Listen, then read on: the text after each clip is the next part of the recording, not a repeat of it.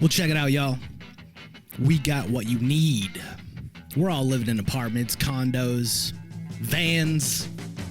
Well, dude, even you can have a studio in a box. Yes, we can help you with that right here at Blind Knowledge. We work on your budget and we figure out your measurements. We'll get you the best sound for the best price. Let me know, 877-237-1143 or at blindknowledge.com. Yep.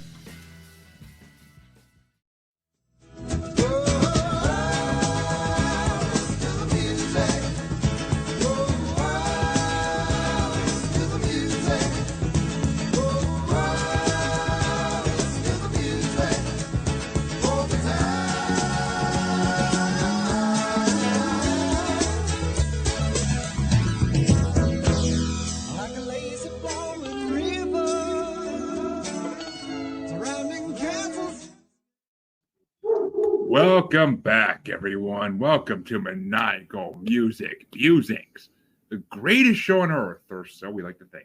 But I'm your host, Jeremy, and a beloved member of the Moonflower Society, of course. And I just want you to know I tame the storm of arabesque women every day. I wish I had an angel as I walk down the elven path to my Walden. All I gotta do is finish slaying the dreamer to kill the pain away and bring rhyme and reason back to this ghost love score that is my life. My co-host, though, is misplaced among the angels, trying to hide the scars the carpenter gave him. He brings forth the end of all hope as he gives all his loving to the kinslayer and says, "Welcome to the shadows." The poet and the pendulum warned it won't be long until the end, as he sits in the forest with his gray beard, having story time with all the children, Chancy motherfucking Greif. Hi. Hello. You like how I brought that back, Chancy, the story time with the children in the forest. I mean, I suppose, yeah. You do You pretty all right with your introductions. I had to bring it back, dude. It's a callback to Phoenix's episode like a year ago. I know. He's like, I'm holding back my rant for later. Calm yourself, Jeremy. Calm yourself. And that's right, folks. We are back once again. And the guest we have this week, I am so proud to have, especially after hearing some of the beautiful sounds she has created. And I might fuck this up, folks, but we are joined by Catherine Gairard. Perfect. Oh, Thank you. Shit. Yeah, you did it right. Thank you. Thank you for having me. It's a pleasure to be here. Oh, it's a pleasure to have you. And just so everybody knows, Catherine is a singer, a harpist, and a composer model, which I've heard two of them, and I've seen the third, and all of them are very true and very great. So we are honored to have such a skilled woman on our show, because we love showing off musicians, especially female musicians, because they don't get enough love in this world, especially in this fucking genre. So I am very happy to have her on. And hello, random Facebook user who I don't know who you are. Please allow StreamYard to use your name. They promise they won't take your soul just yet. But as always, first things first, let's just start off a little simple here. Catherine, what made you want to get into music? Well, I've always felt like I was born for art in general. And music was always a part of my life and in everything here. I am from Peru at origin, and we love having music everywhere, like for everything. In the bus, you have music. In the streets at night, it's always party and music of different kinds. And I grew up listening to different kinds of music that we listen here, from pop to folk music from this country. And since we have different regions that have their particularity, so there's many types of different music according to the region. And then we celebrate everything, like Mother's Day, Father's Day, anything day. And at schools, they will always do presentations like dancing, choreography. So I would have a lot of music just because I would participate and dance the traditional dances that we have here. Other times I would just recite poems. A couple times I did sing. And so that means that we are quite used to being like on stage, let's say. We always, like every year, we would do things like that. And so it kind of grew up with me. And at first I thought I would do acting. So I studied a theater. And then at some point I was kind of in a situation where I had to choose what to do, and the music was always like kind of crawling back, like saying, "Hey, I'm here," and I was like missing it so much. So I decided to change to music and study composition. And although I love acting a lot, I never missed it in such a strong way as I did when I wasn't doing any music. So that's how I knew that was going to be like my main thing. And so I switched in 2016. I decided I would do music full time, and since then I've been working on learning, acquiring the skill, improving at singing and learning theory, etc. And now I am kind of in a more advanced level. So in April, I will start a program for movie soundtrack composition, which is something that I love. Like, I love movies in general, especially animation movies and historical dramas. So I realized that I will be always paying attention to the soundtracks and the music. And sometimes even do other things and just follow the story only with the music and the dialogues, and not even barely looking at the images at all. So that's truly something I'm very, very excited about to start this year. Well, I can't wait to see where you go with it. I honestly can't, because based on what I've heard already, you doing movie soundtracks would be freaking incredible. So, and Yeah. Movie soundtracks kind of tie into a couple of the artists on here today. Well, actually, all three artists in a way, kind of. And Chancy, it was the bubbly one. Thank you. What's up, Nice to Bubbles? meet you. And let's get to start off the way we always start off. Catherine, and I know this is kind of this didn't really happen the way it usually happens, but what album did you want to bring this week, and why did you want to bring it?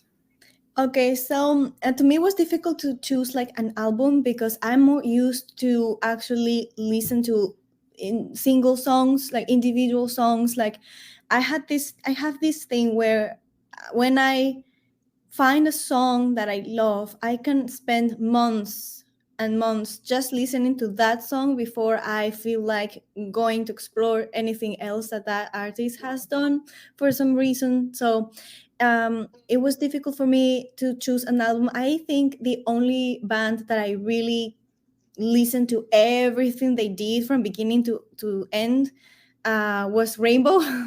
The three first albums with Ronnie James Dio, and then I listened to the rest with all the other singers, and I just love all the faces that band has. Like from the, of course, like the first three albums are my favorite, but I love almost everything that they have done.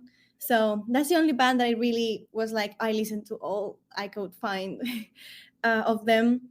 So I decided to choose this this album. This looks like I'm sorry, I don't remember the name. This 1 second. It's this album where Nemo by Nightwish is included. That I'll help you out here. The album, folks, is called Decades by Nightwish, because thank you. Catherine wanted to bring Nightwish's album once because Nemo is originally from that album. Yes. And I had to tell her, well, unfortunately, like most Nightwish albums, I already brought that album on. But I came up with a solution for her, as Nightwish did an album back in 2018 called Decades, which was a greatest hits collection as they welcomed their new singer. And I mean, I'll go into my story about that a little bit later, but so that's the album that Catherine wanted to bring. And since it kind of was your first time hearing this album fully through, I got to hear, what did you think of Nightwish's greatest hits?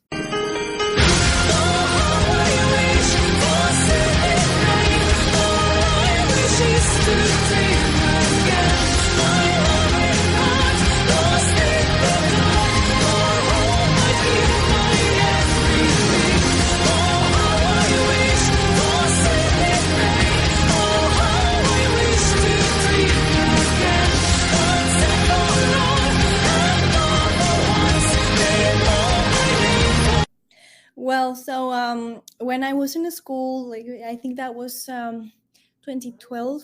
I think I had a friend, a very good friend of mine, who was the girl who introduced me to all this world of symphonic metal. Basically, that was something that she was listened to a lot, and I remember the first song ever that she showed to me was Nemo, and that was a point where I always knew that I wanted to compose music, but I wasn't sure what kind of music, because I love, for example, people like Christina Aguilera, so soul, pop, things like that, but I didn't really see myself writing that. So I love singing it, I love listening to that, but not really writing that. So I was there like, I don't know. Then I also had this I have this love for all classical music, so I wasn't sure. And then she showed me that, and I was like, oh, I want to write something like that. Like as soon as I heard that, I knew, okay, that's kind of the sound I want, actually. So it's a very, very important song in that sense, in how it shaped my decisions for music. So I find it one of the most defining songs that in my life, and I will always thank her for that. So that's the reason why I wanted to bring that album. And so yeah, Nemo is one of the 5 songs that I picked, obviously. Well, you can hold the other 4 for a minute till we get to the top 5. But what you think overall, since I'm guessing this is the most exposure you had to Nightwish? What I think of what? Sorry. Like the whole album in general. Since I'm guessing this is the most exposure you've had to Nightwish since you basically. I mean, I don't know if you ever listened to other stuff they did, but I mean, I know you love Nemo, so I was like, all right, if she wants an album, I'll let her bring this album on, because it's Nemo plus all the greatest hits from the last like 15, 20 years. So I know a few songs. It's funny because I would get to the songs just randomly from. I would listen to that on YouTube or Spotify, and they would suggest, and other songs will come up. And then I realized, listening to the album once, that most of the songs that I like from them come from that same album. So I said, oh, it's perfect then. Wish I Had an Angel, I think is in that album as well. Well, this album was a greatest hits album, so it's from 7 different albums they've done, but it's what either they consider the greatest hits or what their record producer consider the greatest hits. I'm not sure which, but they originally belonged to other albums. But if I talk just about the Once album, most of my favorite songs are on that album. So the Decades album does have songs that I love from different. It doesn't have Wishmaster, for example. I love that one. How was the other? Ever Dream as well. Yep. It's really lovely. I love the cover that they did of this song. They did there's a cover that they did. I don't remember the name of this very famous one. They Over did Over the Hills and Far Away. There's that one as well, but that's how I discovered that song. That's how I discovered Gary Moore, ironically. I'm trying to think. No, it's not that one. Shit. I'm trying to think. I usually know all their stuff by heart. I think it's I find it. I'll find it. Well, while you're finding it, I'm gonna let Chancy tell us what he thinks. High Hopes. Oh, that is a cover. You're right. I always forget that's a cover. It's amazing cover. They really did a great job on that one. I absolutely love it. Well, I'm glad, and I'm glad I was able to bring you an album to show you. I was glad I was able to suggest an album to you that would introduce you to Nightwish through the ages, basically, from their first ever demo, for God's sake, back in 96, 97, all the way to their stuff from their newest album not newest, their second newest album that came out back in 2015, 2016. So it's a lot of great variety of music. I'll get to that in a minute. I'll get to my review. And what's going on, Matt? Glad to have you watching, buddy. And Chance-a-Lot, what did you think of your seventh time listening to Nightwish plus the bracket we did for Nightwish? So I know I've always given you a hard time about, stuff like Nightwish and Powerwolf and Avantasia and stuff like that, just because, we're friends and I like to give you a bad time. But gee, thanks. There was always like, for me, it was always like, it's difficult to fully explain because I love so many things about it, but at the same time, it just never sat with me for some reason, and I couldn't put my finger on it until I was preparing for this show, and I figured it out. So I love the vocals. I love the beautiful, clean, melodic vocals as its own entity. I love the instrumentals. The instrumentals are amazing as its own entity.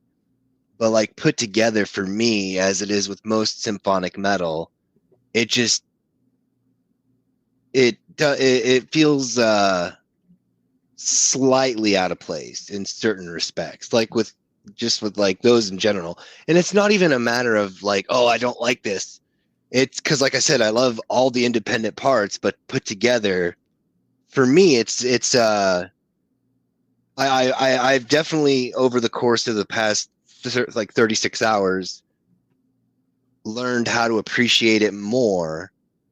But especially because I think what bothered me the most about it is not knowing why I didn't like it, while simultaneously extremely appreciating and enjoying the other, like the individual elements of the band.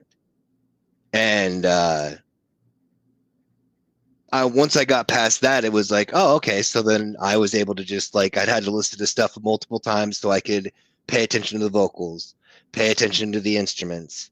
So, I mean, I didn't realize it was a greatest hits album, but it makes sense because it was like 2 hours long. So it's like, I got to figure it out. I got to listen to it like 6 times. I didn't listen to it. It wasn't really 6 times, but it was like, it was at least once or twice, but like, yeah. I'm kind of happy in a way because it always bothered me so much why I liked it and didn't like it at the same time.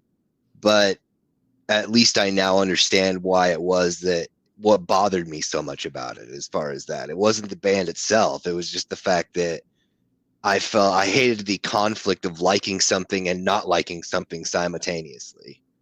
Yeah, I've been there with music, certain music, but well, let me just say this, because I'm not going to drag on into a rant for an hour here about this, because I've talked about Nightwish on this show more times than I talked about any band.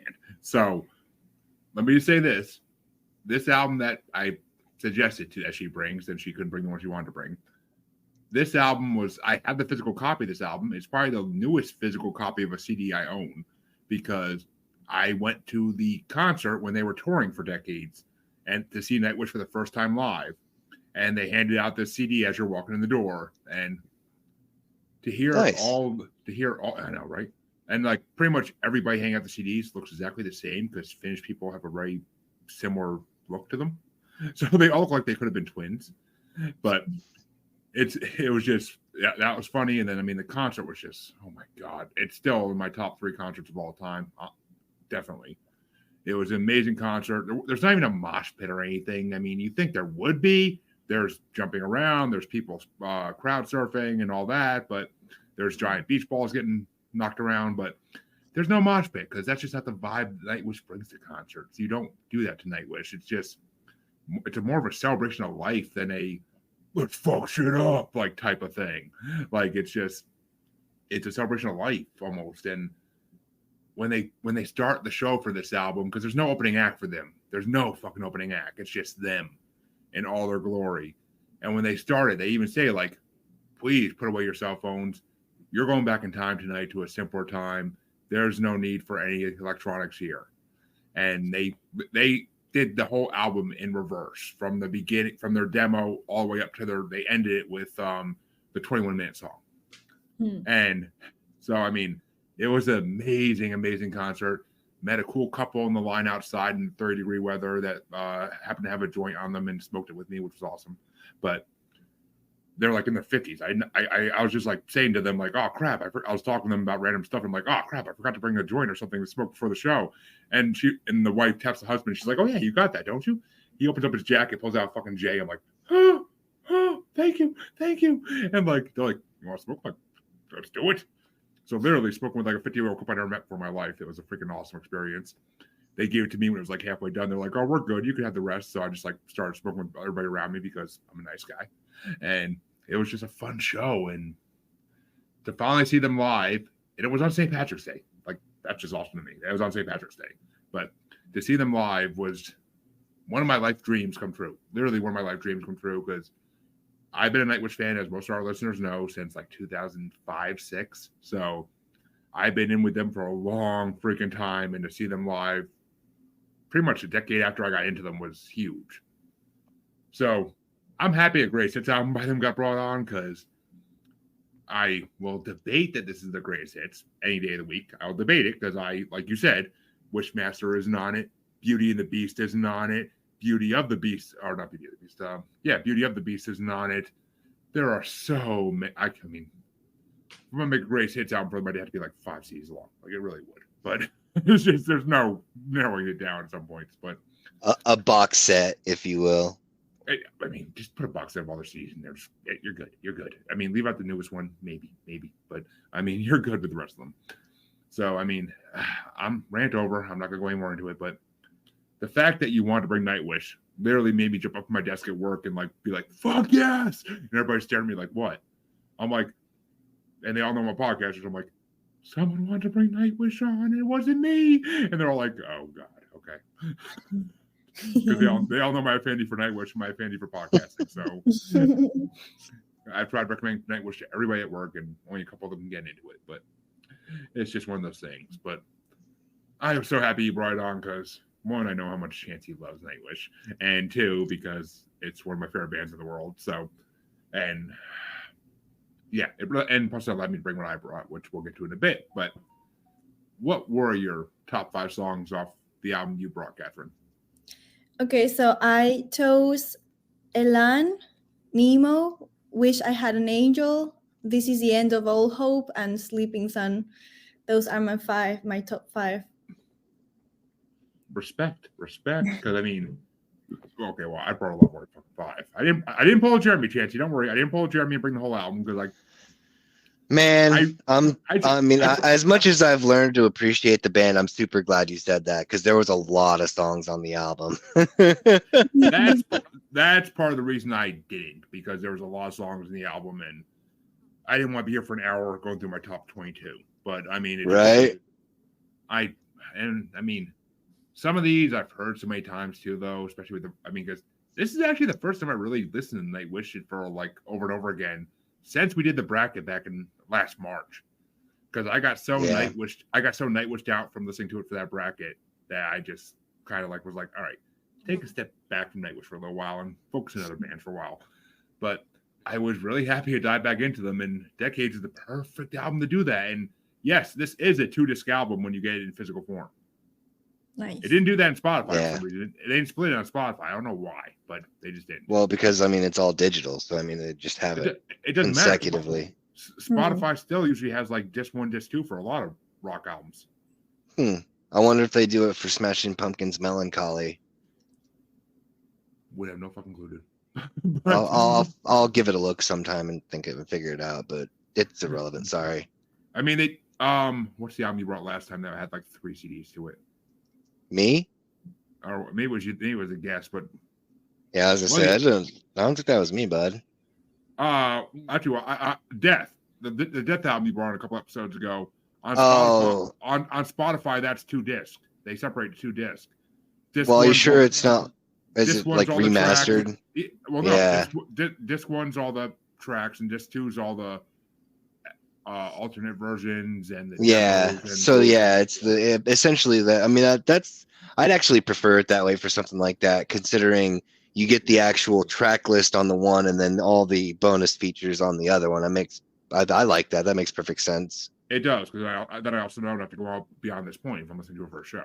But yeah, that's why I told you when we had it on there. I was like, yeah, don't worry about this one. I'm only worried about the actual track list there. But well, I love your top 5. The one that surprised me out of those was Sleeping Sun. Honestly, I mean, trust me, it's actually that's not on my list. So I am surprised by that one a little bit. I mean, it's Nightwish. I love it regardless, but it's just all the other ones you mentioned. I'm like, yep, and yep. But I'm like, Sleeping Sun. All right. I can appreciate it because it's an amazing song, and it's just from an era of Nightwish that I love, but it's not my favorite era. Like I love all their eras, but that's just the earlier era where I'm just like, I loved it at one point, but I like their newer stuff better to some degree until you get their newest album. But yeah, I love Sleeping Sun. It's a very romantic. It is. Also like romantic in the Victorian sense of the word, and very slow, dreamy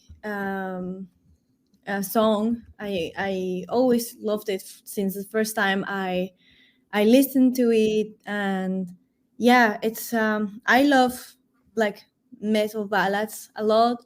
That one, yeah, really, it's very dreamy. I don't know, I love it. I think, yeah, I cannot explain why. It's just I like it. It's it changes from that energy and upbeat, and then you have that to kind of calm down and relax, and yeah, to have some nuance and rhythm. It's not up here. I like it when in a single album, for example, you can find different dynamics and vibes. So not all the songs sound kind of the same, but each song has a vibe on its own. Yep. But it's still, they can be independent. They work alone very well, but then they also make sense in the whole group of songs. So that's something that I really like. So I mean, that's Nightwish overall. I mean, their songs work together in the albums they put them in, or they work just if you're hearing that song like it's a story all on its own. It's magical, and it's actually, I totally forgot about this. So I looked it up a second ago, but there is a music video that I haven't seen in a while, but it was on YouTube a while back. It's for Sleeping Sun. It's their first singer, Tara, and she's playing a Valkyrie walking through like dead soldiers on a battlefield, like singing that song, and it's freaking like, oh my god, it'll make you tear up and make you like happy at the same time. It's so beautiful. But yes, I obviously, since I discovered the band with Nemo, so obviously I discovered first with Tarja's face, right? And then it cost me a little bit to get used to Floor until I listened to her live. I think her voice really shines live, and recordings don't make her much justice, I would say. And so I remember I would go with a friend in Belgium. There was a festival where they were. I don't remember, Alcatraz Festival, I guess, in Belgium. We were living in Lille in France, so Belgium is a very small country. You can cross it in 3 hours. You are already from France in Netherlands. So 3 hours, that's all it takes to cross the thickest part of Belgium. So since we were living in Lille, it was very close to us to go there. And we went to that festival and I saw them live, obviously already with Floor, and it was amazing. And I think they did sing one of my favorite song that they have with Floor, which is Shatter Before the Beautiful. That one is really epic. So that's when I started loving Floor Jansen, because you could feel the whole strength of her voice, really. Yeah. Oh, trust me, that's and what's going on, Brian? Glad to have you watching, buddy. Head of Parapost Network right there, people. And I mean, yeah, Flora was the one who was with them when I saw him live too. And you're right. Even watching her live videos on YouTube, like she brings, it's her energy when she's live. Like seeing her perform live when she's pregnant, even like, oh my god, the energy she still runs around with like 9 months pregnant is freaking insane. Like she lives for her music. She always has. I mean, I've been a fan of her since she was in After Forever, before she was in Nightwish, which apparently they wanted her while she was still in After Forever, but she had to wait for her contract with that record label to run up. But it is whatever. It's the way music goes. But well, Chancy, what were your top five? I feel like everyone forgets or wants to forget their face with Annette Olsen, which I find sad because I actually think that she's a good singer. It's just that she was not the voice for that style. See, I can debate that. It's very divided in that regard because many people are like, oh, I don't like her. And then there's a small group of people who are like, I love that face with her. And I truly believe she has a more of a countryish voice that wasn't really shining on that style of theirs at all. So it's not her fault. I like to remember her, to be honest. Honestly, I really got into Nightwish when Annette became the singer. That's when I really got into them. And I know it's the poet. Is the Poet and the Pendulum the name of the album? Oh no, this was his song "Bye Bye Beautiful." I think it's with her. Yeah. It's that album. It's that album. I'm trying to think of the freaking name of the album, and it's driving me insane. But that album, and then I mean Imaginarium. She did Imaginarium, and that's one of my favorite albums they ever did. I literally brought that on the show for a guy who has never heard Nightwish in his life, and he was so ecstatic over Imaginarium. He was like loving it, and Imaginarium is one of their top albums. And I think Annette was. I mean, they tailor their music writing to who's singing for them at that time. So Annette did very well for the music they wrote for her. She couldn't do Tara songs. That was the issue. Because she couldn't do Tara's style. She couldn't do Tara's operatic voice. Flora's better at that. So she was able to re-record all the music with her voice, and it worked. And I mean, I've heard Annette sing in Phantom of the Opera. No, I'm not a fan of it too much. Flora and Tara doing it, oh my god, it's like breathtaking. Especially Tara, of course, because she's meant to do that. She's operatic, but both Flora and Tarja have classical training, obviously, so they can do that. But Annette, I think she doesn't. I think she's more into popular singing only. But yeah, I like to remember her. Kind of falls into oblivion, which is funny because they really never intended to have that style to begin with. They wanted to do acoustic style of music at the beginning, and they couldn't find a singer. And so the pianist, I don't remember his Thomas. Thomas is the bass player. Thomas is the bass player. What the hell is his name? I know. The keyboard player, the one who writes the song.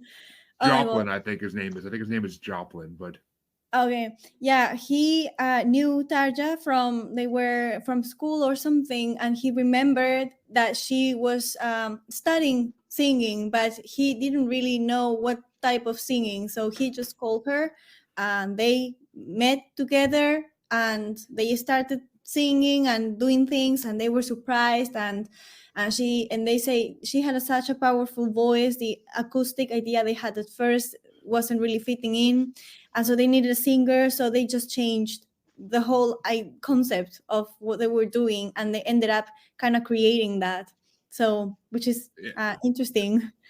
It is. I mean, Nightwish has gone through so many incarnations of their band, and I mean, now with Marcos leaving, like, I am honestly almost nervous for this new CD they're recording this year. I'm nervous for what it's going to sound like, because without him on lead guitar, I mean, oh my God, it's going to be completely different. Yeah, let's see what that brings. Yeah, I mean, I'll support them regardless, but it's just, I don't know. They're all getting old. That's the issue. I mean, Marcos was the oldest of them all for sure. So, I mean, he's been great for a long time. So, he was going to leave eventually. But Thomas has still got many years ahead of him. He's a young man, and he's a genius. Like, he actually writes a lot of the music and songs, and he's a genius. Like, there's one album he did, which I'm going to bring in this show eventually. It's more of an instrumental album than anything, but it's based on a Scrooge McDuck comic book. He actually wrote like the Scrooge McDuck. Someone wrote a Scrooge McDuck comic book about his origin story, about how he got rich, and Thomas did a soundtrack for it, and it's freaking incredibly like moving, even though it's very few words. Like it's moving. I got to bring it on here at some point. I might be doing it soon, actually. I have a guest lined up who I might be thinking about doing it for, but we'll see. We'll see. But Chancy, what were your top 5 for Nightwish? Actually, I even had an honorable mention. Well, twist my Charlie. Number 6 was I Want My Tears Back. Mm-hmm. Number 5 was I Wish I Had an Angel. Number 4 was The Greatest Show on Earth. Number 3 was Nemo. 2 was Sacrament of the Wilderness. Mm-hmm. And number 1 for me was The Kingslayer. The Kinslayer? Yeah, Kinslayer. I'm sorry. My girlfriend's son's really sick. Yeah. Poor I mean, guy. there's been something around my house for the last week too, but my poor wife's got it right now, actually. But I had her over the weekend, and now she feels bad for how she said I was acting like a baby. So I was not acting like a baby. I was freaking in pain. But the Kingslayer would be metal as shit. They should do a song called that. But right. I mean, all right. Well, Chancy, here's the point where I gotta apologize to you because, well, I didn't pull a Jeremy. You brought half of the album. I brought 15. Jesus. So you may as well have brought the whole album. No, I left 7 out, dude. Jesus Christ, I left 7 out. With Nightwish, I almost wanted to cut my wrist for fucking leaving 7 out. But I did it because for time's sake and for everything else in the world. And if you want to hear me talk about every song on this album, folks, go back to March, listen to both parts of the Nightwish bracket we did, because holy crap, there's a lot of Nightwish in that bracket. So, and I don't even remember who won. I don't remember who won. It was almost a year ago, so I'm foggy on that. I should have looked it up, but I don't know where that book is even, so I'd have to find it. But my honorable mentions, I'll kind of fly through. Number 15 was the Kinslayer, because it is an amazing track, but I mean, all my honorable mentions are interchangeable in a way. Top 5, no fucking way interchangeable. But number 14 is Storytime, because it was Annette's era, but Storytime is just a miraculous song. And you said you want to write movie soundtracks. Have you seen the movie Nightwish did, Imaginarium? Mm-mm. You should. It's in Finnish, so you have to watch it. Actually, no, it's not. It's in English. I'm sorry. It's in English. What the hell am I saying? But I mean, either way. But they did it for their album Imaginarium. They did that movie too. And Storytime, the music video for that is straight from the movie. So, because the kid ends up in an evil circus, and that's where Storytime takes place. But which Annette fit perfectly well into that. She looked amazingly beautiful as like an evil queen in the circus type thing. So, nice. Number 13 for me was Gethsemane, because that is one of the most beautiful songs I've ever heard in my life, but it's just not their top 5. Number 12 was The Carpenter, because it's old Nightwish, very old 90s Nightwish, but still, it touches me somewhere. And I mean, I like when Nightwish does like religious stories, or when they do like myths and legends. Like The Carpenter's, the way Tara sings it is fucking gorgeous. And the guitar in that, the guitar in all these. But number 11 was Wish I Had an Angel, because that was the first real album I heard by Nightwish. Was no, it's not Once. It's fuck me. It's the one with that's not the name of it either. It'd be a good name though. But no, it's the one with the freaking angel statue on the cover. I can't think of the name. My God, I should slap myself right now. God, I don't know. But Wish I Had an Angel was one of the first songs I heard by them, and I love that it's like a techno song. And I'm pretty sure someone did a techno remix and like they played in clubs like back in the early 2000s. I'm pretty sure I've heard a techno version of it somewhere. But number 10 is End of All Hope, because I mean, yeah, I agree with you that being your top 5, because End of All Hope is an amazing song. It's so like apocalyptic, but like gorgeous at the same time. Number 9 was Slaying the Dreamer, because it's just, to me, it's almost like they're doing a tribute to like 80s heavy metal. Like the freaking bass, the freaking riffs in the middle of that, like it's just fucking like 80s hardcore metal. Number 8 is Elven Path, because that's one of the first Nightwish songs I ever heard. And I love the Lord of the Rings mythology they put into it. And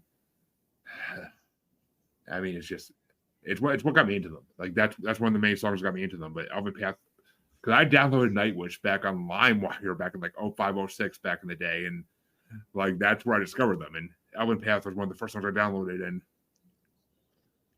it just was something different from anything I heard in my life for music. So that's what drew me to them. Number 7 is Elan, because Shudder Before the Beautiful is one of the best albums they've ever done, and it's that whole album is freaking. It was the first album I ever brought on this show by them in our second episode. Actually, was that? Oh no, it was second. It was second. Yeah, it was Gwar versus Nightwish in that album in that episode, because it was just me and Chancy back then. We didn't have guests yet, so it was just Gwar versus Nightwish, and Chancy loved that album. Wasn't that live in Mount Fuji?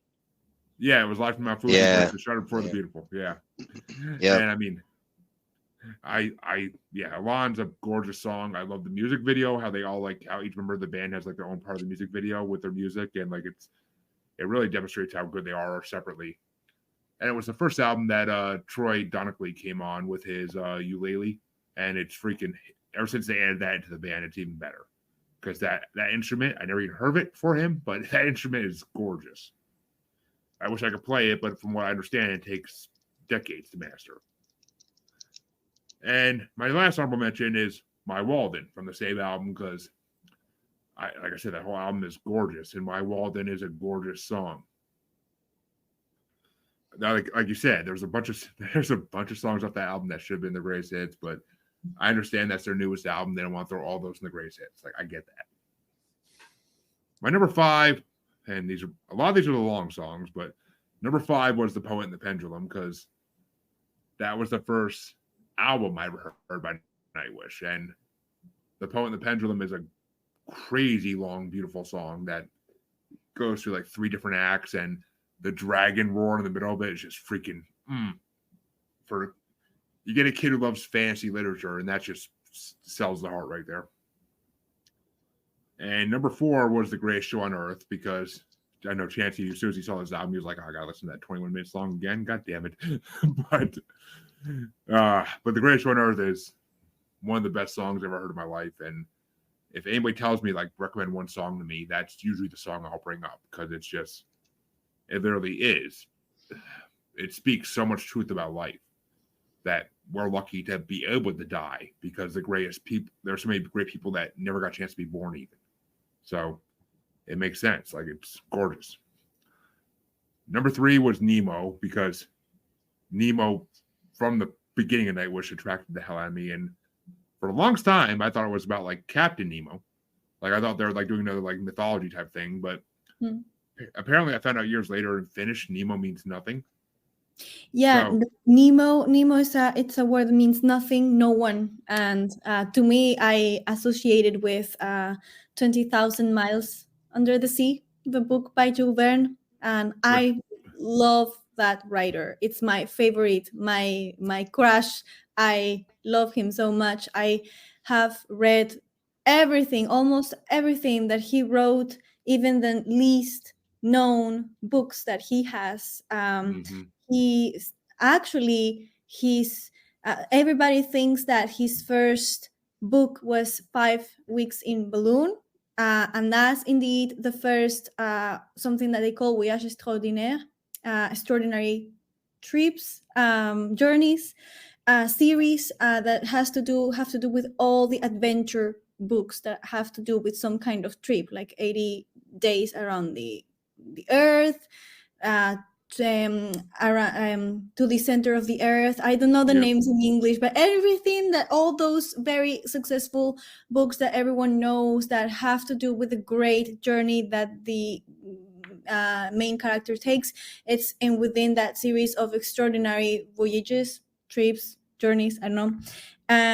But the real very first thing that he wrote, the real very first book, is called Martin Paz, and it's totally absolutely romantic in the literature sense of the word. Short story that happens in Peru in the time of the colony, when it was still a Spanish colony. And Martin Paz is about this indigenous person that falls in love with a Spanish girl.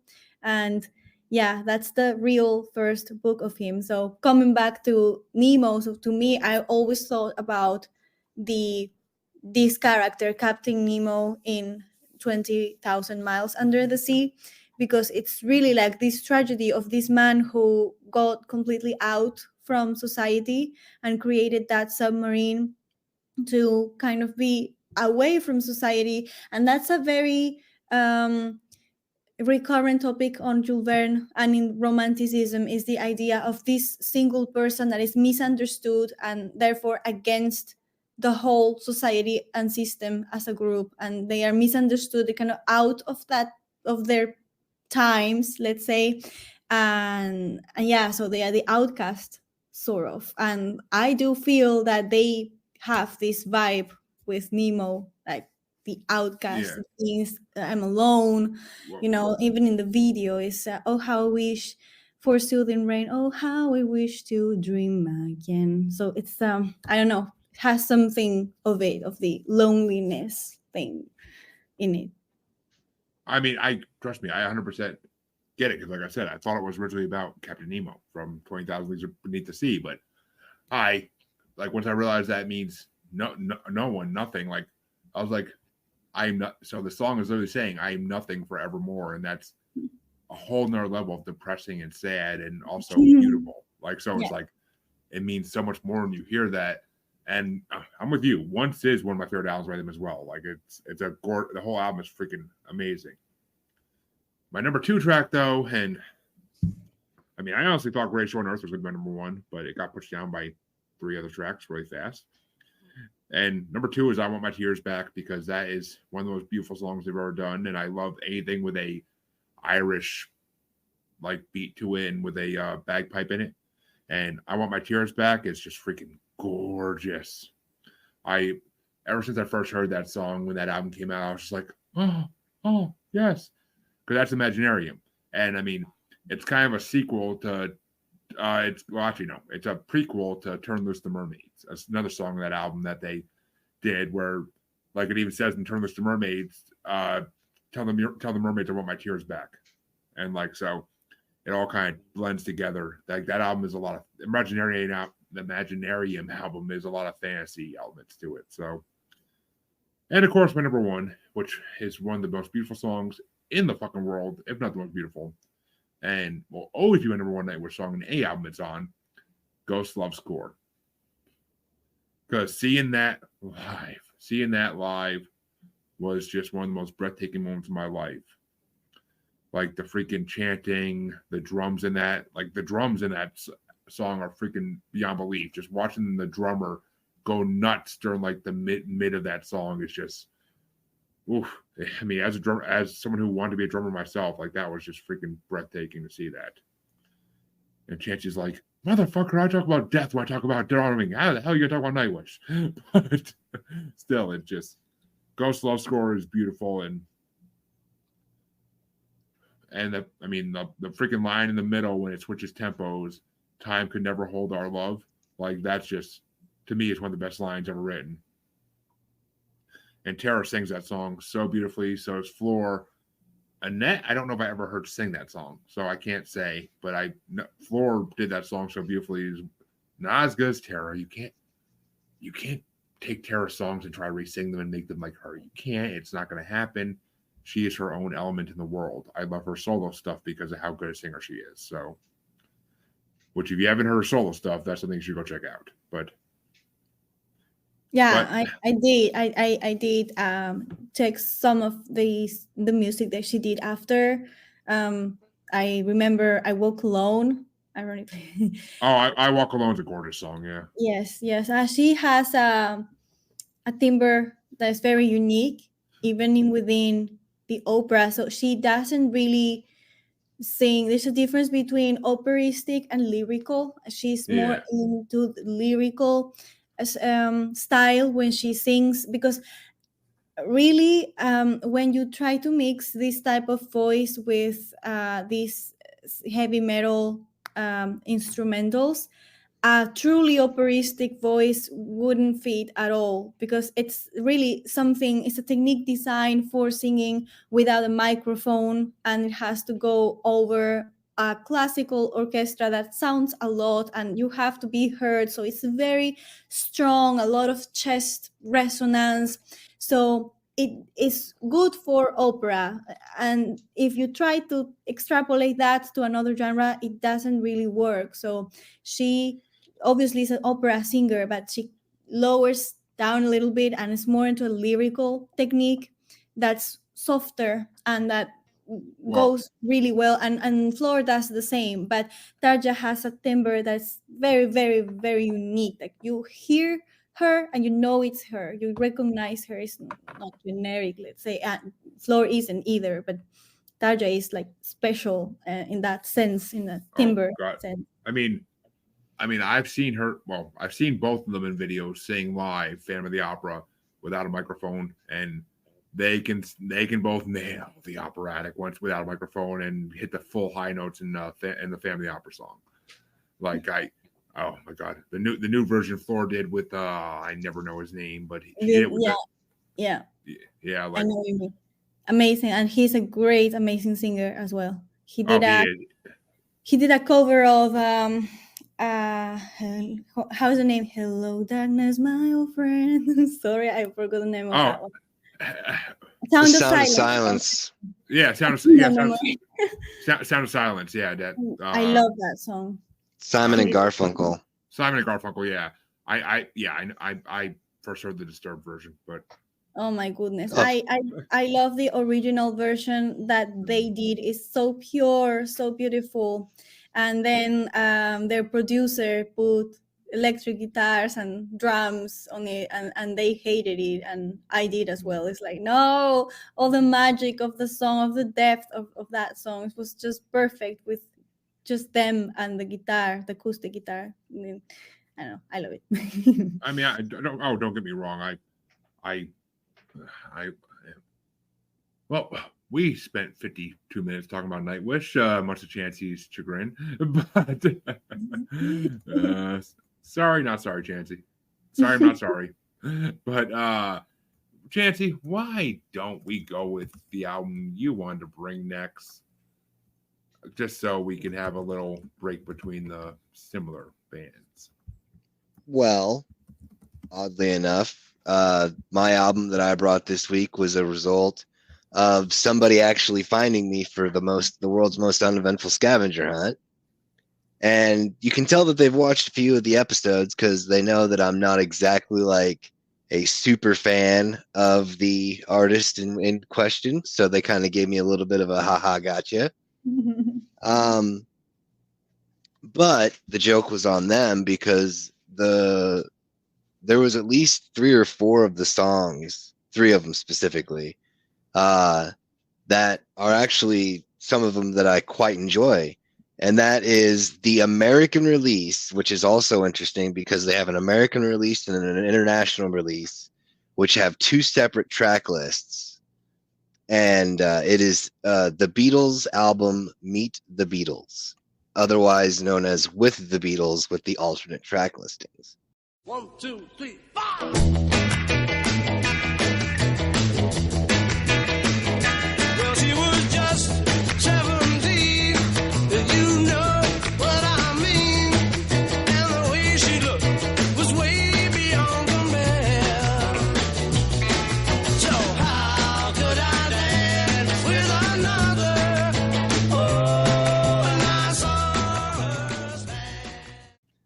Like I said, it's not that I don't like. I can respect and understand, the contributions and everything. It's just for me, I just, once they got past the first few albums, it was really, or the first couple specifically, two or three specifically. I couldn't really keep up with the whole out there stuff, but as a part of being the guy that started the world's most uneventful scavenger hunt in history, when somebody found me and I was like, well, you found me, so I guess you get to pick an album, I couldn't just not bring it on. Well, It's kind of today even politically incorrect to say I don't like the Beatles. It's like saying I don't know, I don't like the Mona Lisa. It's like, oh my God, how can you not love them? And well, it can happen. It doesn't take away the fact that they had their importance in history, in music history. Yep. It's two different things. Sometimes people get identified with things, and then when you say I don't like this thing, they think you are saying I don't like you, and it's like, no, I Right. just like that for any reason, and that's fine. You are not less if you don't like them. To me, I love the fact that you chose the Beatles, because I have a tender love for them, because it reminds me of one phase of my life that was really beautiful when here in Peru, in Lima, where I used to live before. Now I'm here visiting my parents, but in it's like a little beach villages that we have here, one next to the other. And in the village next to mine, there is an association. They would work with sea lions and dolphins and penguins, and they would rescue them and heal them if they had anything. And then once they are good, they would release them back into the ocean. And what does this have to do with the Beatles? Simply because the leader of that group is a huge fan of the Beatles. So it kind of became the soundtrack of that episode of my life. So I have a special love for them because of that. But sadly, none of the songs that we used to sing out loud were in that album. I'm talking things like Yesterday, Oh Darling, Hey Jude, kind of the most known ones, I guess. Well, Yeah. but he was a huge fan, so he knows all of them, absolutely all of the songs. I guess he was just listening to the very well-known ones for me. yeah, I mean, well, very well known in the Beatles is a whole different thing for depends who you're talking to. Because I mean, as for this album you brought, Chancy, I mean, once you said I'd be happy because of the Beatles, I was like, all right, well, you're right, I will be happy because it's fucking Beatles and I love the Beatles. But unlike you, I think they got better after they came back from India and were all fucked up. I agree because they started doing covers like from Little Richard and people like that. And that's how they started, really. And so kind of building up their ability. And then they met Bob Dylan, and that made them kind of, especially for John Lennon, like, oh, let's get deeper. I mean, I like the Beatles straight back from India after they met the Maharaja or whatever the fuck, Maharaja or whatever the hell it was. And they did all these drugs. They came back and they put out one of the greatest albums ever known to fucking man, Sgt. Pepper's Lonely Heart Club Band. As one of the greatest full albums ever known to man. And I can listen to that album all the way through, and it will be brought in the show at some point because it is one of the greatest fucking albums ever put in history. I mean, oh my God, Chancy. You make me want to sing with you. But I couldn't stand a lot of the Beatles early stuff because it was all, and I'm going to get to it when I get to my top 5. I'm going to fucking get to that a little bit. But I mean, I couldn't stand the Beatles original stuff because it was just like 4 guys staying on stage like, dun, dun, dun, dun, dun, dun, dun, dun. Like, no, like fucking get some flair to it. Fucking dress in colorful costumes and shit. Like, yeah, that's what I want to see. Not 4 English guys, 4 British guys sitting there like, I'll tell you something. I want to hold your hand. Like, no. But What were your top 5 on your own album, Chancy? So number 5 for me was This Boy. Number 4 was Little Child. Number 3 was I Saw Her Standing There. Number 2 is I Want to Hold Your Hand, which shows just how disconnected you really are, because I mean, literally, if you look at the popular music when they first came on the scene before the actual quote unquote full-fledged British invasion, that was kind of what it was. You kind of had to take it or leave it. But it actually has one of my favorite songs, and my number 1 song at that is All My Lovin', which is a great song. It's solid. Yeah. But you're not wrong. You're not wrong about that one. But that would be my top 5 for this particular album. Well, Catherine, what were your top 5 for the Beatles, plus any honorable mentions you might have? Okay, so more than the top, I actually wrote them in the order of appearance of the album, so I kind of forgot about the top part of the top 5. But definitely, I Want to Hold Your Hand I have to confess, was the only one I already knew from that album, and I really like it. Then the others that brought my attention were I Saw Her Standing There, All My Loving, Not a Second Time. And I would say my number 1 would be Till There Was You. Yeah, that was a good cover. That was I didn't know that was a cover, but it really grabbed my attention because it's very different from the rest and kind of sounded like a South American bolero or something like that, and which I really appreciated. Like, oh, that's nice, that's interesting. And that's why that one is my first. Yeah. All right. Well, and Chancy, actually, that's the other thing I want to say about this album is there were actually a lot of songs that I never heard before on this album that the Beatles did. I mean, I always knew a lot of their later stuff, like Happiness is a Warm Gun or You're My Best Friend. Like, those are the Beatles songs. Like, I mean, I knew some of them on this, of course. I can't think of the early Beatles without thinking about how when I was in theaters in the early 2000s, they used like the footage of the women trying to beat down the fences to get to the Beatles when they came to America to do the Alvin and Chipmunks movie. But that's all I think about when I think about early Beatles. But for this, I did have 2 honorable mentions, and those are actually the 2 songs I really didn't know before this. My number 7 was I Want to Hold Your Hand, because I could not put it on the list because it's a classic. Yeah. But it's just like it's my least favorite Beatles song. Like, yes, I get it. It was the 60s, 50s even maybe. And Holding Hands was considered so wrong unless you were married back then. But I mean, so I get it. I get that. Like, I Want to Hold Your Hand, but in today's world, that's just like you could hold a stranger's hand and like they're probably not gonna say anything even. I mean, unless they really want to start shit. But number 6 was All My Lovin'. Because I know that song chorus, and it's a great song. I freaking love that song, and I almost forgot about it until I heard it on this album. But it didn't stay in the top 5 because some of these new songs I never heard before actually surprised me. Number 5 was I Want to Be Your Man, which I have heard that one before, but it's been a damn long time. And it kind of caught me by surprise. I was like, all right, I like that type of song.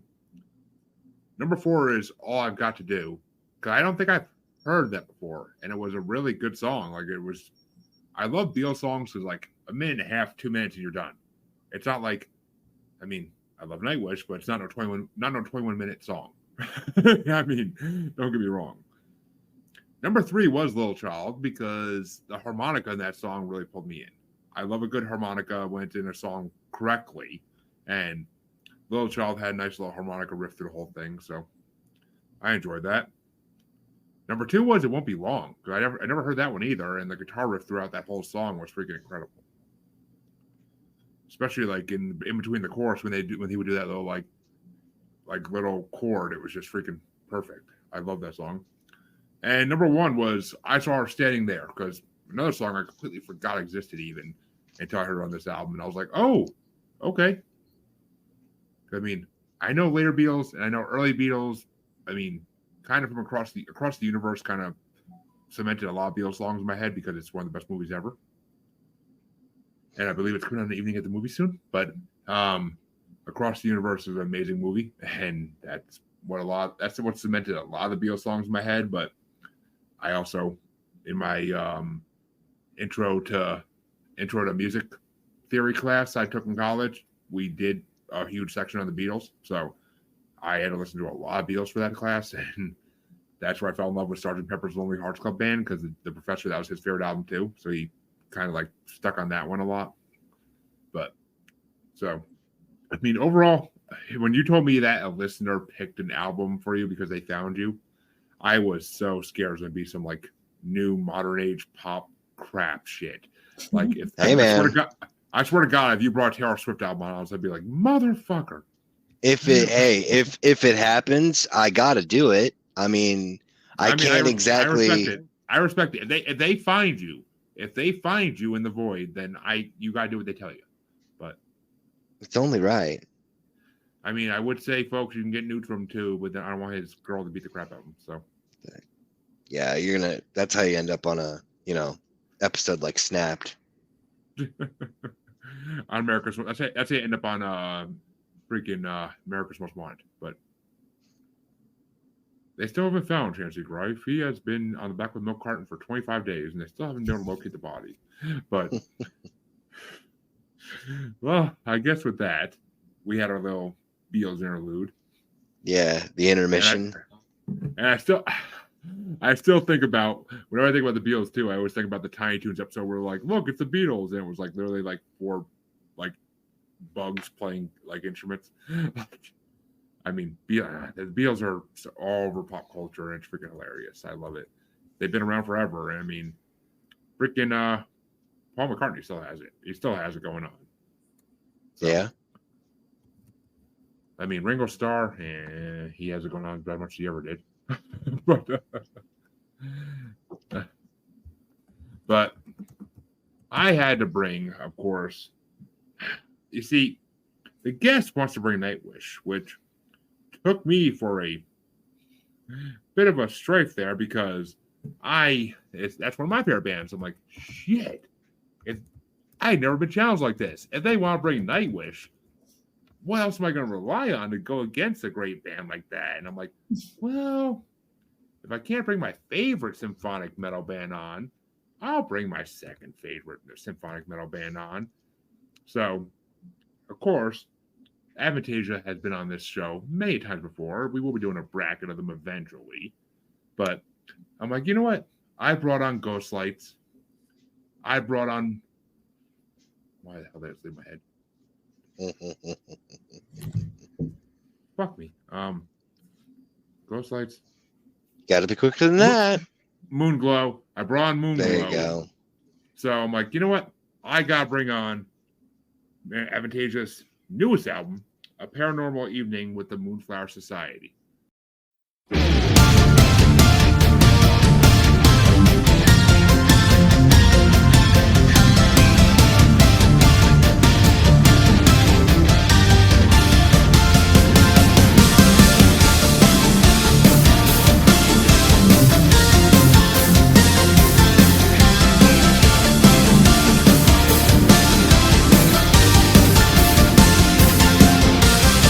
Twilight falls, ghostly the hands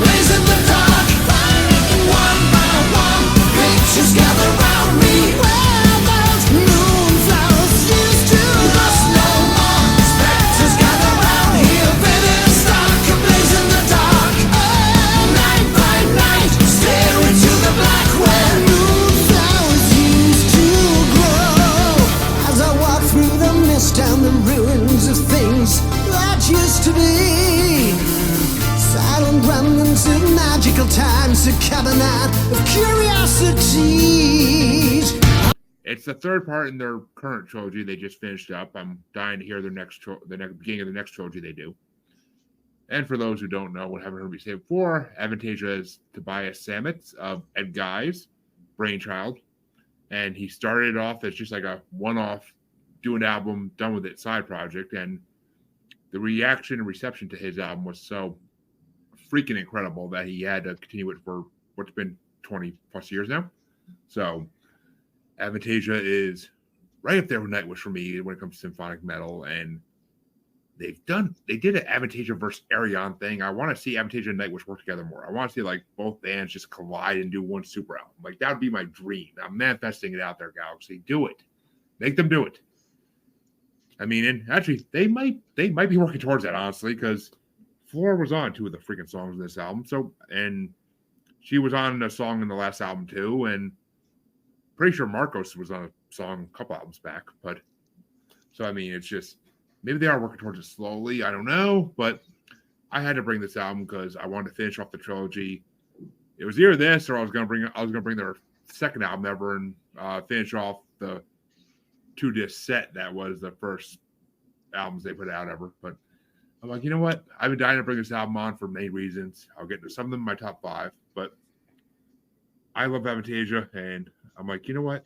If Catherine appreciates Nightwish, I am damn sure she will appreciate Avantasia. I am damn sure of it, because how can you appreciate one without the other? You really just can't, in my opinion. They're both symphonic metal, but they're kind of on like opposite end of the spectrum in a way, almost. But well, I'll find out now, because Catherine, what did you think of Avantasia? Well, I heard about them before. I have to admit it was a bit difficult for me to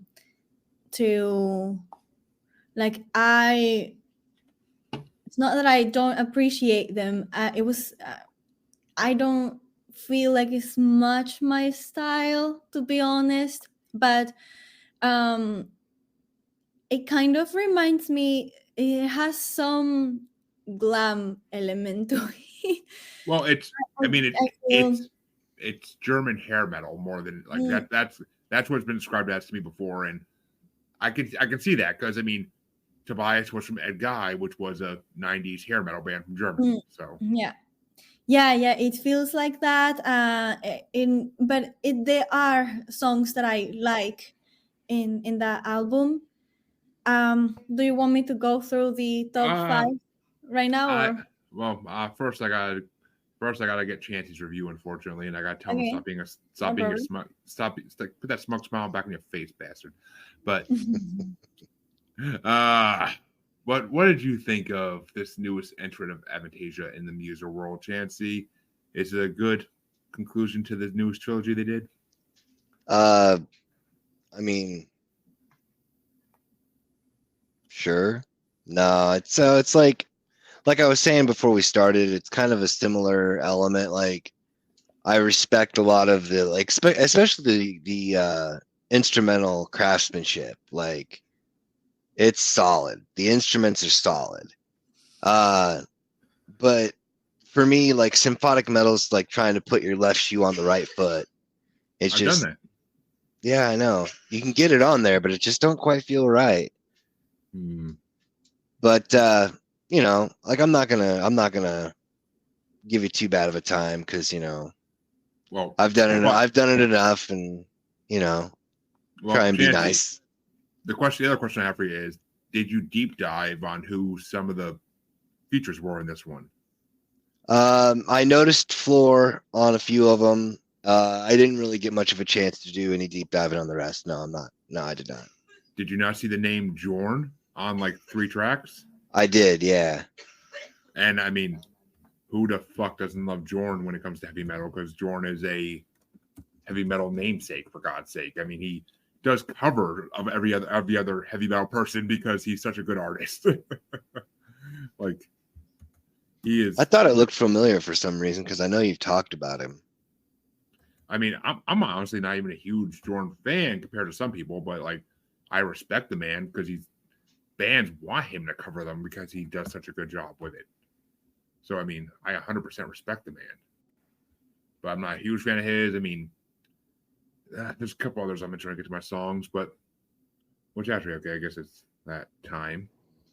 But it's I see, and unlike Nightwish, I only brought 4 honorable mentions to this one. I couldn't even do a full CD for them because, I mean, this isn't my favorite CD by them ever, by no means, but I was very happy with what came out of it. I will say that. My first honorable mention is Rhyme and Reason, which featured Eric Martin, Eric Martin's a really okay. That's who it's who I thought it was, which is the lead singer of Mr. Big, which I've loved Mr. Big since I was in high school. To Be With You, I used to send that to girls on AIM in high school that I wanted to date. Of course he did. I did. I was that kind of guy. And then, I mean, there's reasons to last. It's just because I like it because I like how fast the freaking guitars and everything on. I love Mr. Big's voice. I really do. But I just, man, it's sticking in the last place. Number 8 is Welcome to the Shadows, because for an opening intro track, like, it's creepy, it's mysterious, and I don't know. As well, I don't know if you know this about me, Catherine, but I am a paranormal podcaster as well. So this album tied right into my fucking genre. So the fact that they're talking about all this spirits and dark stuff, like, kind of like ties right into everything I'm about. And even the cover art on it had me like giddy as shit when I first saw it. But Welcome to the Shadows is a beautiful opening track intro, which I'm sure Chancy's gonna freaking hype that up too because he loves a good intro. And number 7 was the first floor track I had to put on here, and that was Misplaced Among the Angels, because it's a beautiful song, and Flora does an amazing job on it, but it's not the best song she has on this album. And then number 6 was Scars, because Jeff Tate, who guest on it, which everybody should know who Jeff Tate is, because he's the singer from Queensryche. Am I saying that right, Chancy? Queensryche. Yeah. See, I know what I'm saying right. But yeah, he's the lead singer of Queensryche, and I like Queensryche. I've heard a lot of their music, and I've always appreciated them. So, and he's been on a lot of Avantasia's albums too, so I always appreciate his voice. And it kind of reminded me of 6 a.m.'s like Scar song a little bit too when I first heard it, and that's why I liked it as well. My number 5 though is, I believe, the second song on the album, The Wicked Rule the Night, with Ralph Sheepers guesting on it, from Xandria, which Xandria is a freaking incredible heavy metal band, and I love how it goes from like Welcome to the Shadows, and then like it just bursts into The Wicked Rule the Night with that heavy ass like scream and guitar, and it's a great real opening track. Yeah, they have a female singer called Diane van Heusbergen, right? I think so. I mean, I'm not the biggest Xandria fan, but they come up on YouTube and Spotify in the past from doing like just like listening to like symphonic metal mixes, like pre-made mixes and stuff. Like they come up, and I don't usually turn them off because they're usually pretty good. Yeah, it's a funny story about it, because I lived in Netherlands for a year at some point in my studies, and I got to be in contact with that singer of Xandria, and she's not with them anymore. She used to give singing lessons, and almost got singing lessons from her. In the end, it was impossible because she wasn't that sure about giving lessons online. Which is completely possible, but at that time, before the pandemic, many people didn't know that, which is normal. So they preferred to give the lessons in person. And then with the pandemic, there was an other option than trying that. And that's how many people, some of my teachers, realized, oh, we can actually teach singing perfectly fine through Zoom lessons or whatever. So yeah, that's the story. So yeah, almost got lessons from her. Oh shit, that would have been cool. But, Yeah. I mean, the pandemic changed the way the world sees a lot of things. Thank God. Well, some for good, some for bad. But But yeah, he was his lyrics on that, his singing on that freaking song was amazing.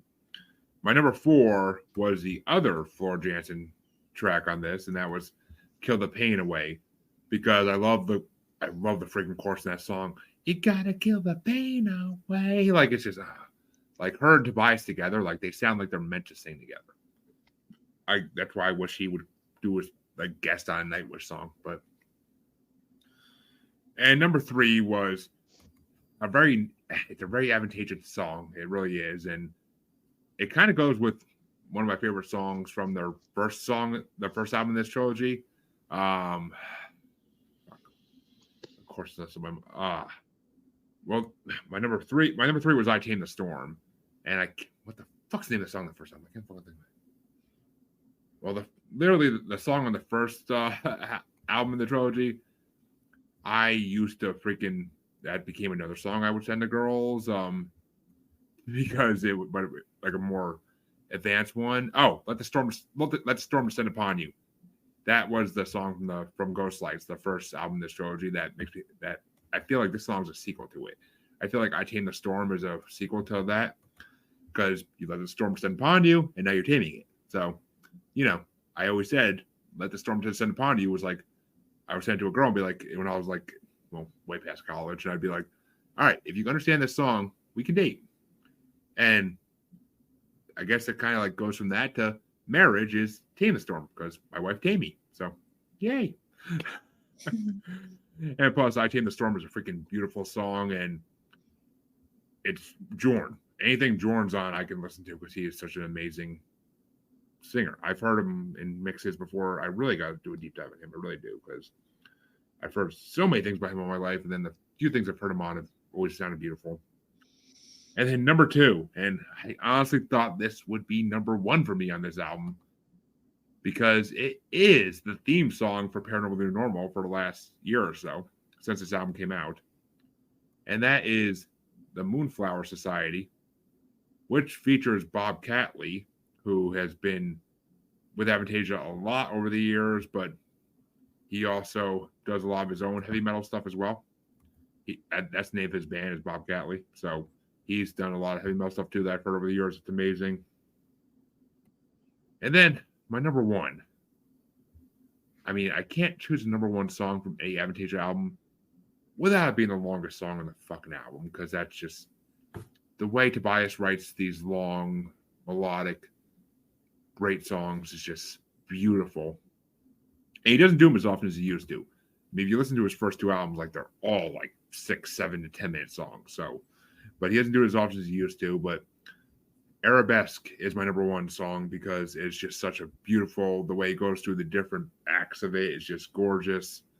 And it opens with bagpipes and kind of closes with bagpipes at one part. And bagpipes just have a place in my heart. I don't know why. It's why I love Dropkick Murphys. It's why I love a lot of different Irish music. Like, it's just, I mean, I'm Scottish, so I should love bagpipes. So, I mean, it's in my blood. But, and plus, Jorn and Michael Kiske are on that freaking song. And Michael Kiske has done a lot of my favorite Avantasia songs. And plus, he's also done things with Amanda Somerville, which I love her too. She's an amazing artist who wasn't on this album, surprisingly, but she's been on a lot of Avantasia before as well. And plus, Michael Kiske is the lead singer of Halloween. Halloween is a classic metal band from the 80s that's freaking amazing. So, but Arabesque, I swore Moonflower Society was going to be my number 1 song on this from the minute I picked this album, because I'm like, it's my fucking theme song of Paranormal New Normal. I play it on literally 2 episodes a week usually for my other show. But Arabesque is just such a beautiful song. I forgot about it. Because I hear the title and I think of the Nightwish song by the same name, but their song is completely instrumental. There's no lyrics to it. So that's what I think of when I hear it. I forgot about this version of it that Avantasia does, and it's a gorgeous song, so it had to be my number 1.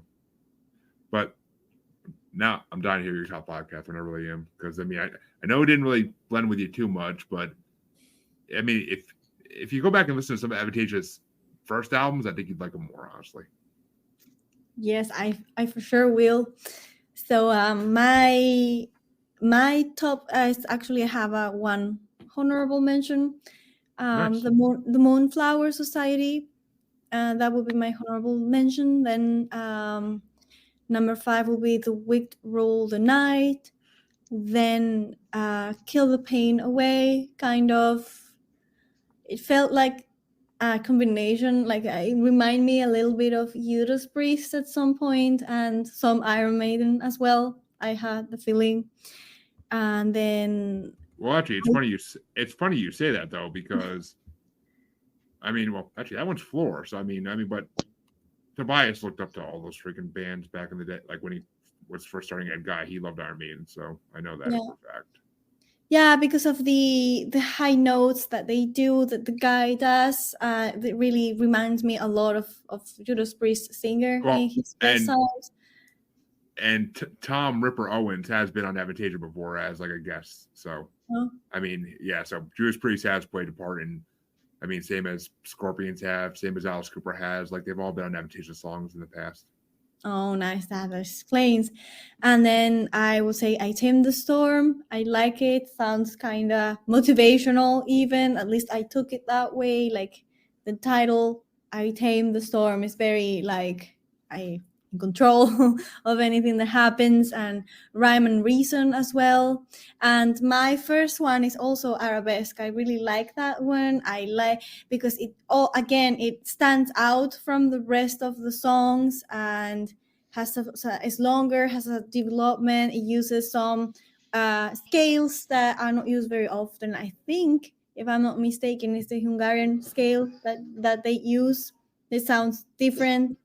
So that combination between the bagpipes and that scale has a more of a gypsy almost vibe to it. I found it very interesting, very original. So that was definitely my favorite of the whole album. All right, well, I mean, and it's funny because if you take Rhyme and Reason and Moonflower Society and switch them, you basically got my top 5 too. So that's the funny thing. But I was like, oh my gosh, she's actually picking like most of the same top 5 I did in the exact same order. That's fucking awesome. But if you like Arabesque as the best song on this, then yeah, listen to the Metal Opera Part 1 and 2. You'll fucking love it. It's where he came from, and it kind of Avantasia is kind of going away from what they once wore, and I mean, I get it. You're getting older, brother. You gotta do what you gotta do. And I mean, they used to bring some heavy metal legends and symphonic metal legends from Europe.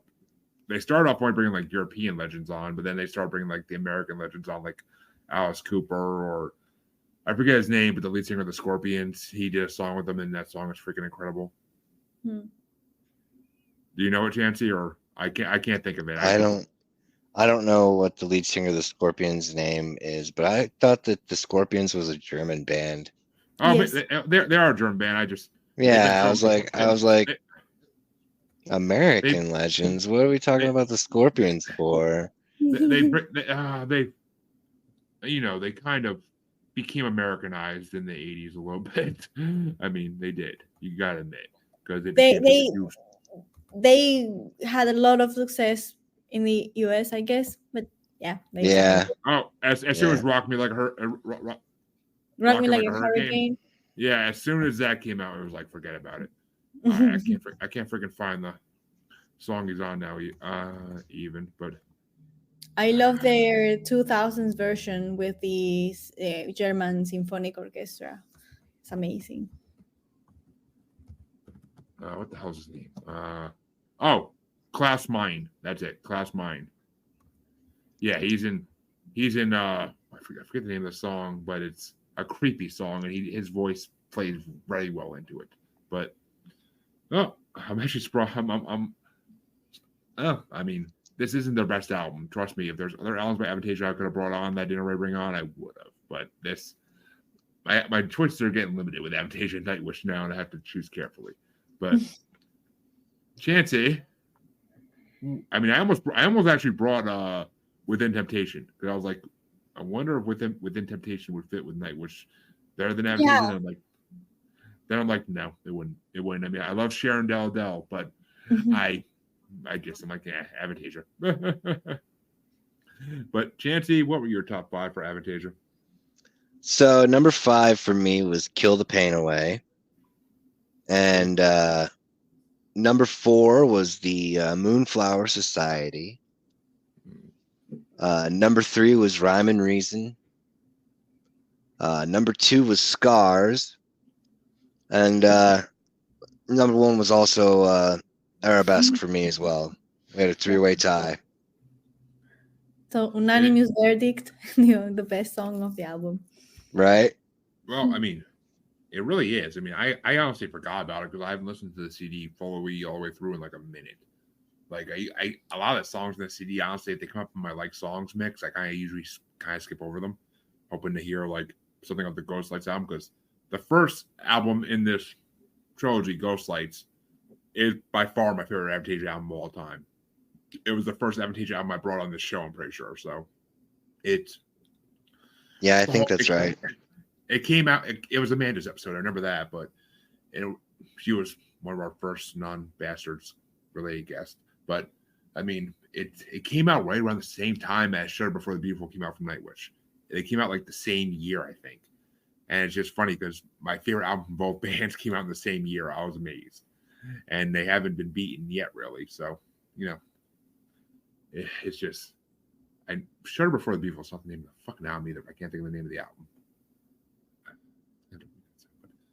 Whatever. I'm used to that. Well, folks, you got it. 3 albums talked about, 3 amazing albums talked about once again. I mean, I can't hate any of the albums this week once again because, I mean, the Beatles are the Beatles. I can't hate the Beatles even if I try. I like everything they do. Well, I mean, minus some of Ringo Starr and the All-Star Band. All he's doing is playing Beatles hits, but, what can you say? Not everybody's original.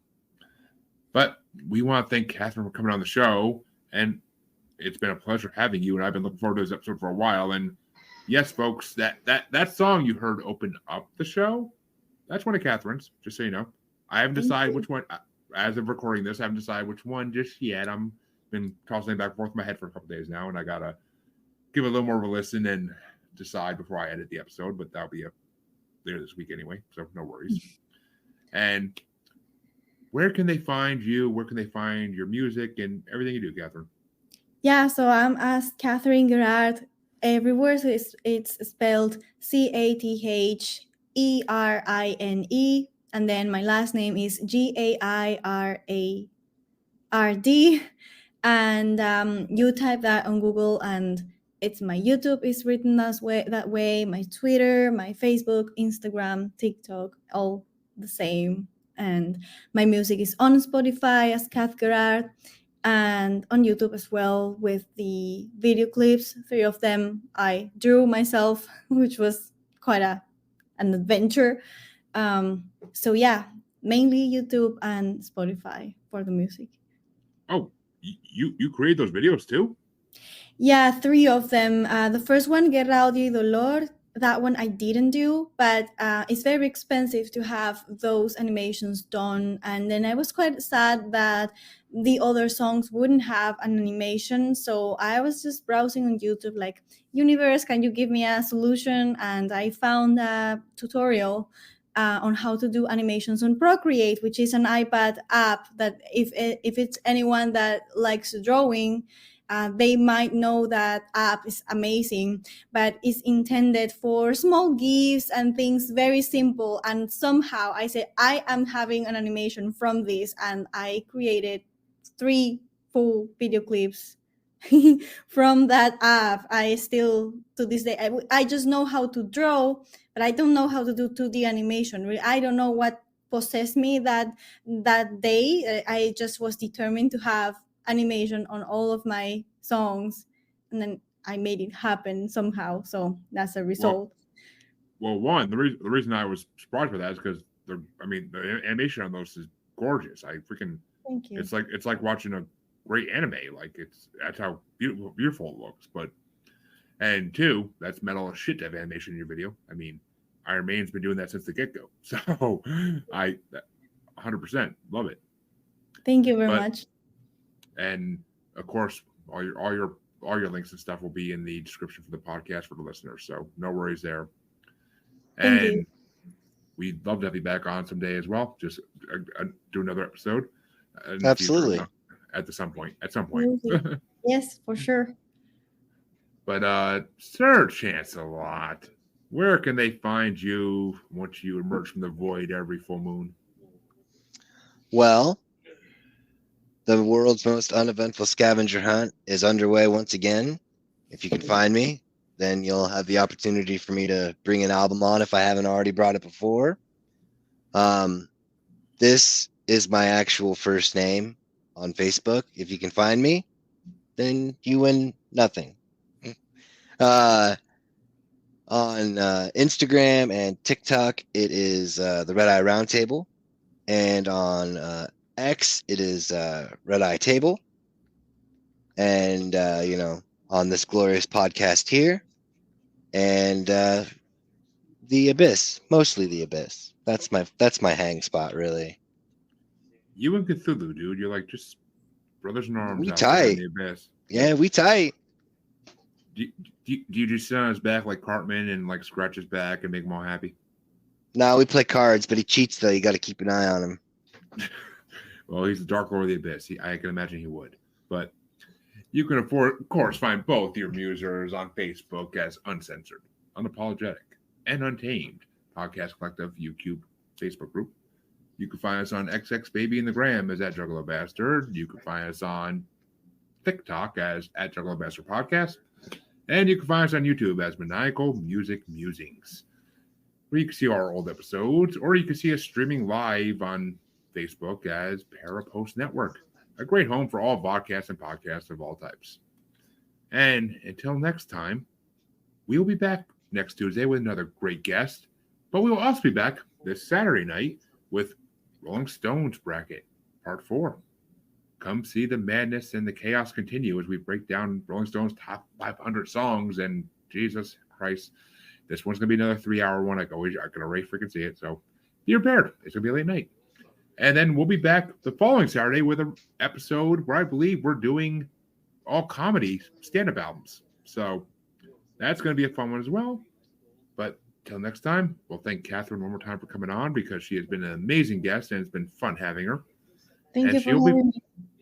Oh, our pleasure. And she'll be back on at some point, folks. Don't you worry. And till next time, users out. Bye.